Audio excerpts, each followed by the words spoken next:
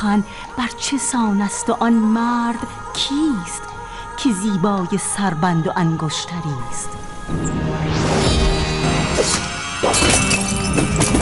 چو دختر آمد پدید ببایستی اندر زمان سر برید. به هندوستان آتش اندر فروز، همه کاخ مهراب و کاول بسوز.